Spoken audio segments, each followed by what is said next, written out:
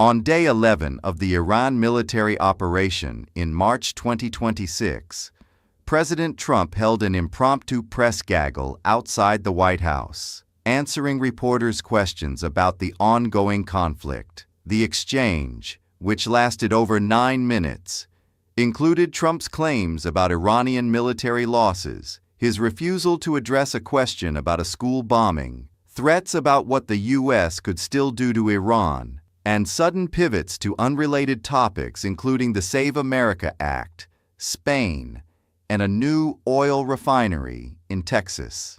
Reporters asked Trump about civilian casualties, what it would take to end the operation, whether he would declare victory if Iran's supreme leader remains in power, and how he responds to the Iraqi parliament chanting, "Death to America." Trump's answers ranged from boasting about destroying 60 Iranian vessels to threatening to cut off all trade with Spain, a NATO ally, mixing war updates with domestic policy talking points and economic claims. The exchanges revealed Trump's characteristic communication style, repeating talking points, declining to answer direct questions about responsibility, making sweeping claims without providing details, and abruptly changing subjects. Critics characterize the performance as chaotic and lacking presidential discipline. Supporters argued he was demonstrating American strength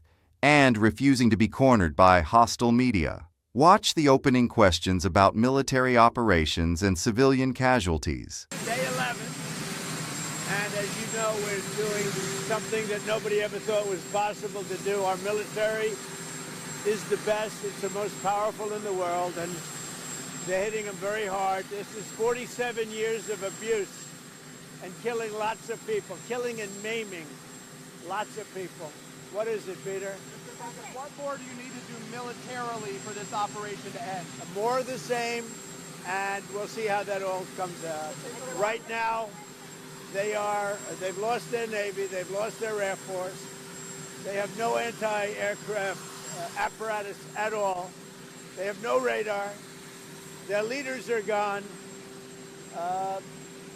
and we could do a lot worse to one another. We're leaving certain things that if we take them out, or we could take them out by this afternoon, in fact, within an hour, they literally would never be able to build that country back. A new report says that the military investigation has found that the United States struck the school in Iran. As Commander-in-Chief, do you take responsibility for that? That is what? As Commander-in-Chief, do you... For what? For the strike on the school in Iran. A new report says the military investigation has found it was the United States that struck the school. I don't know about that.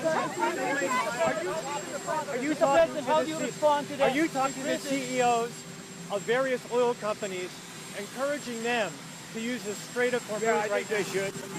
I think they should. I think they should use the How do you my respond? opinion, look, we took out just about all of their mine ships in one night. We're up to boat number 60. I didn't realize they had that big a Navy. I would say it was big and ineffective. But every one of their ships, just about all of their Navy is gone. It's bottom of the sea. Mr. President, how do you respond? Mr. President, how Have they laid any mines in the Strait of Hormuz? We don't think so. Mr. President, is Senator Thune listening to you when you say you want to pass the Save America Act? He says there aren't the votes to do it right now. What's your response? Well, he's got to be a leader, you know? If he's a leader, he's got to get him. It's the most popular bill I've ever seen put before Congress. And it's voter ID, and it's voter, you have to be able to be a citizen to vote. It's called citizenship.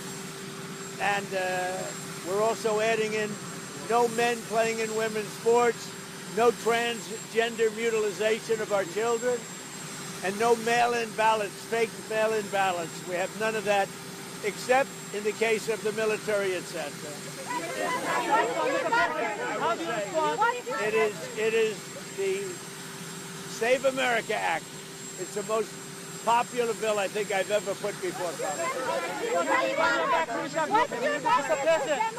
Trump's opening statement that the operation is doing something that nobody ever thought was possible to do, and characterization of Iranian actions as 47 years of abuse references the period since the 1979 Iranian Revolution. Trump has repeatedly framed the entire post-revolution period as justification for current military action. Trump's specific military claims that Iran has lost their navy, lost their air force, have no anti-aircraft apparatus at all, have no radar, and their leaders are gone, represent factual assertions that could be verified through Pentagon briefings, U.S. Central Command operational updates, and independent defense analysis. Whether these claims accurately reflect Iranian military degradation or represent rhetorical exaggeration would be documented in military intelligence assessments.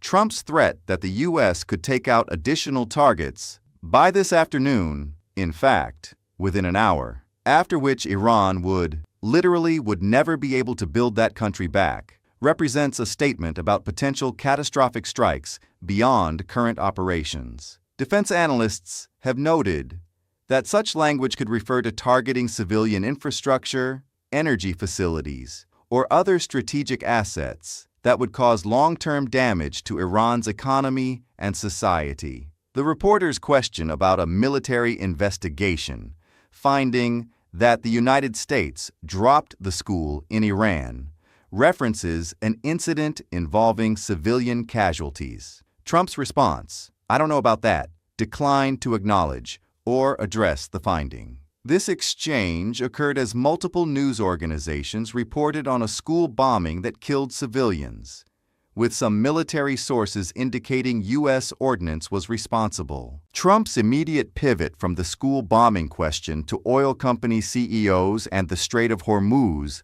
then to repeating claims about destroying 60 Iranian mine-laying vessels, demonstrated his pattern of deflecting from questions about civilian casualties or command responsibility. Congressional oversight advocates have argued that presidents should directly address questions about civilian harm in military operations. The claim that just about all of their navy is gone. It's the bottom of the sea represents Trump's characterization of Iranian naval losses. Iran operates both a conventional navy and Islamic Revolutionary Guard Corps naval forces with various vessels. Independent verification of the number and type of vessels destroyed would come from satellite imagery, naval tracking systems, and intelligence assessments. Trump's sudden shift to the Save America Act when asked about Senator Schumer demonstrates the mixing of domestic policy with war briefing.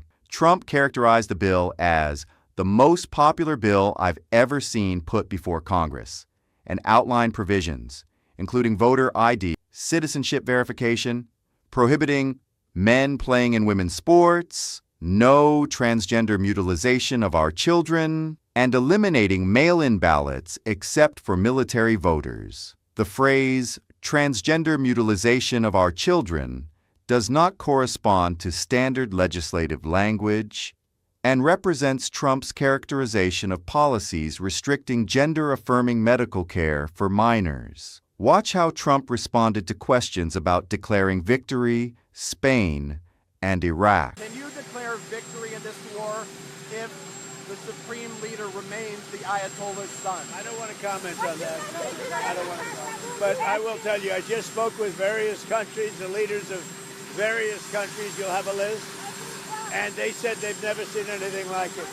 We have, and I built it during my first term, and I used it. I didn't realize I was going to use it this much, but we have the greatest military in the world by far. Nobody close. About a domestic terrorist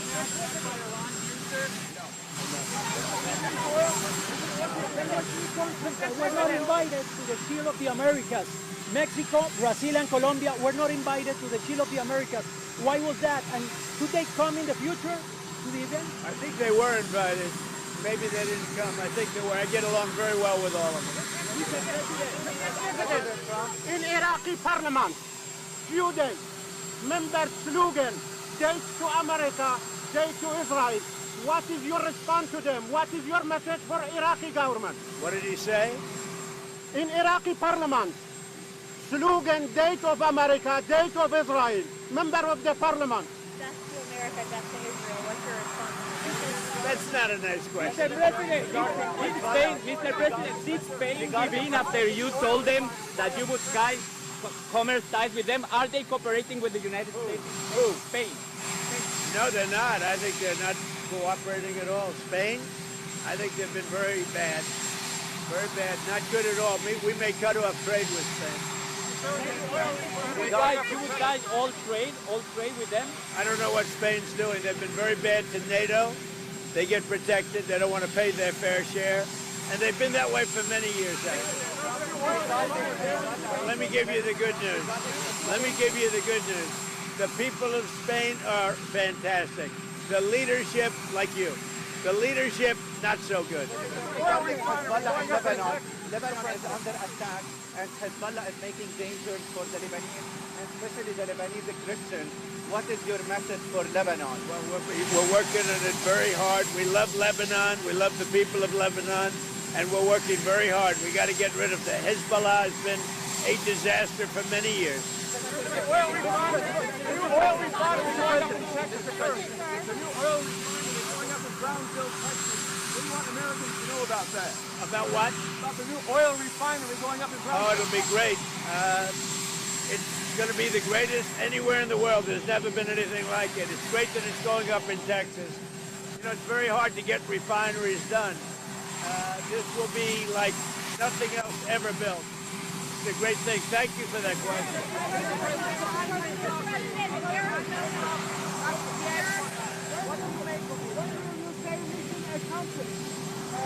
Well, look, we've knocked out their Navy. We've knocked out their Air Force. We've knocked out all of their anti-defense. We've taken out 60 mine boats, 59 mine boats. Nobody has ever seen anything like it.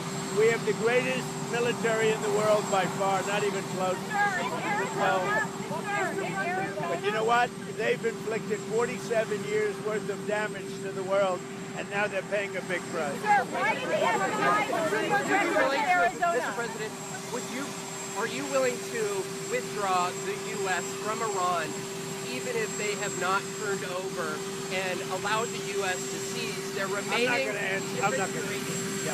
I'm not going to answer that, but we have hit them harder than virtually any country in history has been hit, and we're not finished yet.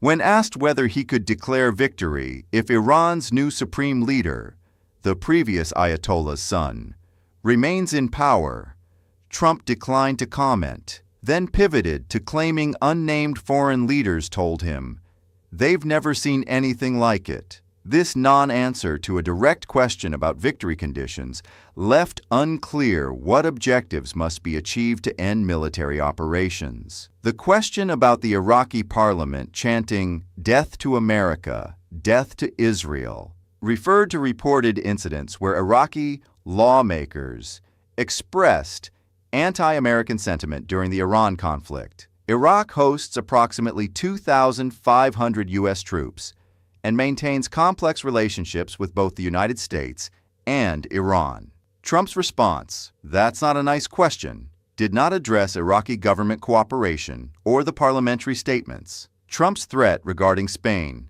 "We may cut off trade with Spain, all trade with them," represents a significant policy statement about a NATO ally. Spain is a major U.S. trading partner with approximately $31 billion in two-way trade annually. Trump's accusation that Spain has been very bad to NATO and doesn't pay their fair share echoes long-standing complaints about NATO defense spending. Spain committed to meeting NATO's 2% of GDP defense spending target by 2029. The immediate contradiction, praising the people of Spain as fantastic, while criticizing the leadership, softened the trade threat while maintaining criticism. No subsequent policy actions regarding Spain trade restrictions were announced following this gaggle. Trump's response to the Lebanon question, "We love Lebanon,"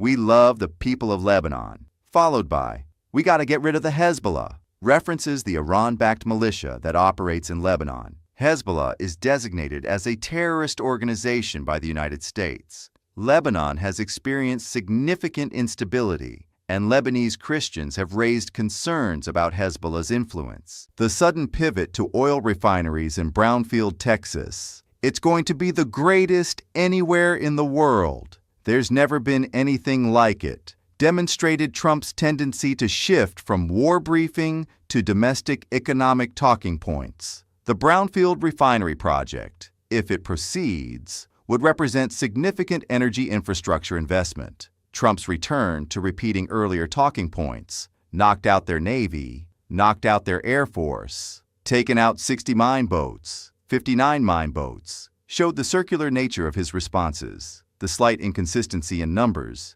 60 versus 59, illustrates the informal nature of these extemporaneous remarks. Trump's claim that "we have hit them harder than virtually any country in history has been hit" represents a historical comparison that military historians could assess against other air campaigns, including World War II bombing campaigns, the Iraq War, and other major military operations. His statement, "We're not finished yet," when asked about withdrawal, indicates the operation will continue, though without specifying objectives, timeline, or conditions for conclusion.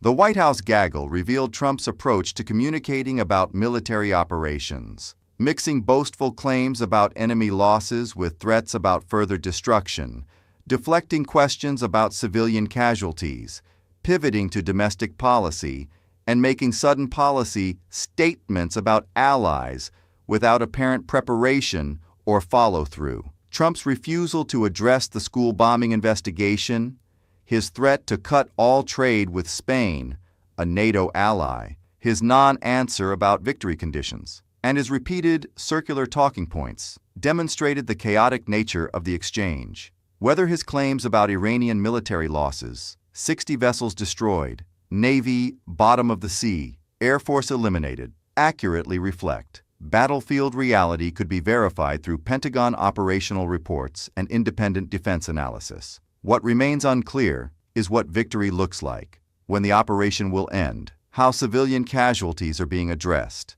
and whether improvised policy statements about allies represent actual administration positions or rhetorical impulses. We cover political developments and breaking news regularly. If that's something you're interested in, subscribe and like the video. Thanks for watching.